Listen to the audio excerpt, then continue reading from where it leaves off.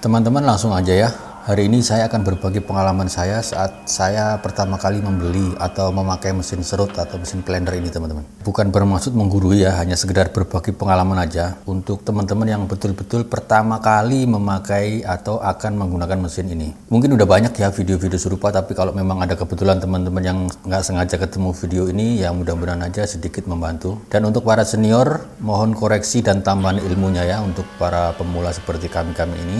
Kadang saat pertama kali kita mencoba mesin ya, mesin apa aja sebenarnya, apalagi mesin-mesinnya dengan RPM tinggi itu, kadang kita itu keder teman-teman, nervous gitu. Jadi yang saya lakukan pertama kali saat saya pegang power tool itu mengenali bagian-bagiannya teman-teman, cara ngidupinnya, ini kuncinya seperti apa. Nah setelah itu akan saya nyalakan, saya nyalain beberapa kali, ya nyalain aja, nyalain, dipegang, digoyang-goyang gitu, dihidupi, dimatiin lagi, begitu terus sampai kira-kira tangan kita ini terbiasa dengan hentakannya, getarannya gitu, RPM-nya, suaranya gitu. Nah ya namanya pertama kali ya kan, jadi kita harus membiasakan badan kita sama nyali kita itu saat memegang mesin itu. Setelah kira-kira cukup nyaman dan cukup terbiasa, baru kita coba pakai sekedarnya aja gitu. Karena mesin baru itu sepertinya wajib ya untuk disetting dulu, karena pasti settingan pabrik itu tidak begitu tepat. Ini sebenarnya banyak sekali cara setting blender seperti ini ya, semuanya itu tergantung dengan kebiasaan dan enaknya masing-masing aja gitu.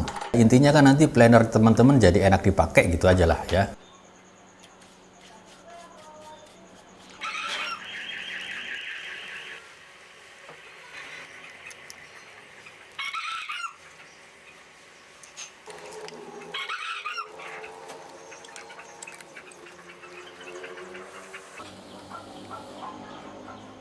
Cuma pesan saya satu, teman-teman, pastikan semua bautnya itu kencang teman-teman, cek beberapa kali. Karena kalau baut jejer 4 begini biasanya seringkali kita itu yang kita perasaan udah kencang gitu, setelah kita kencang sisi sebelahnya, sisi satunya lagi kendor lagi gitu teman-teman. Jadi kalau bisa di double cek lagi 2-3 kali sampai benar-benar kencang. Kalau kendor terus mesinnya nanti kan berputar dengan RPM tinggi, bisa-bisa lepas, menghantam mesin, ya udah, waalaikumsalam. Kemudian setelah kita setting, kita coba. Nah katanya ini kalau blender setelah kita setting, kita nyalakan stabil begini, nggak bergerak ke kanan ke kiri gitu, berarti kita berhasil cara settingnya teman-teman. Kalau belum berhasil atau masih goyang-goyang getarannya tinggi, ya silahkan dicoba lagi ya. Oke, sekarang kita akan praktek teman-teman. Biasanya saya siapkan ganjel seperti ini teman-teman untuk naruh blendernya agar matanya nanti nggak seruk ke meja ya. Kemudian pentokan di mejanya gitu. Usahakan posisi kayunya stabil. Pokoknya kalau untuk pemula seperti kita ini, siapkan segala sesuatunya yang proper gitu teman-teman, sesuai teori lah gitu. Ya kalau sudah ahli sih nyerut sambil merem juga bisa aja ya, sambil ngopi sambil ngerokok. Gampang mereka teman-teman yang sudah ahli itu gampang aja. Tapi kalau kayak kita ini harus benar-benar sesuai dengan teori. Saat awal menyerut, blender kita ini harus rata dengan kayu teman-teman. Atau sedikit condong ke atas nggak apa-apa, ketimbang miring ke bawah nanti growak ujungnya. Yang sering terjadi itu di awal belajar itu growak di ujung belakang dan ujung depan gitu teman-teman ya.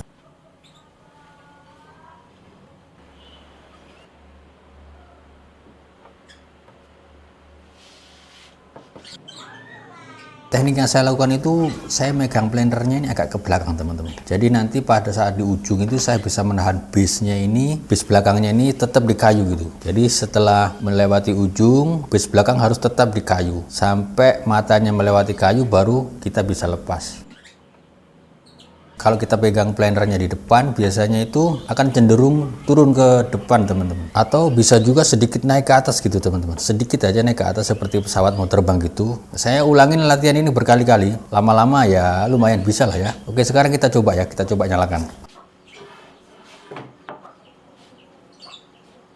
Oh ya, jangan lupa perhatikan posisi kabel teman-teman. Saya biasanya pegang kabelnya di tangan kiri, karena tidak sedikit kejadian kabel tersangkut mesin ya, karena kurang fokus. Karena fokus kita itu kadang-kadang hanya ke mesin sama ke kayu, kabelnya lupa, akhirnya kesangkut. Kayu ini sebenarnya kayu yang kemarin saya pakai untuk klem itu teman-teman, ini akan saya rebuskan. Caranya begini teman-teman.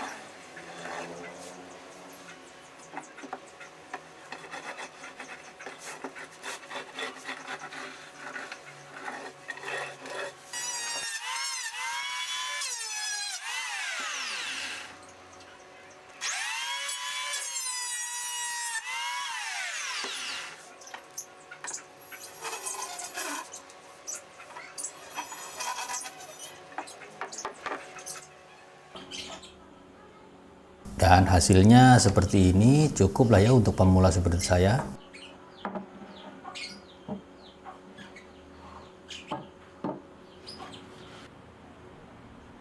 Oke, yang terakhir inilah teman-teman, sedikit aja saya akan bahas mengenai alur bevelnya ini. Ini untuk buat bevel teman-teman, atau sudut miring yang di pinggiran kayu itu. Nah, kadang-kadang teman-teman tukang itu juga dipakai untuk bevel sebelum diprofil gitu, agar mesin profilnya tuh nggak terlalu berat ya. Kemudian untuk fansnya ini ya umumnya dipakai untuk kusen atau panel isian pintu gitu. Biasanya teman-teman tukang itu ditambahin kayu sedikit, kayu kecil gitu yang panjang agar lebih stabil gitu. Nah, teman-teman sudah tahu lah pasti ini ya.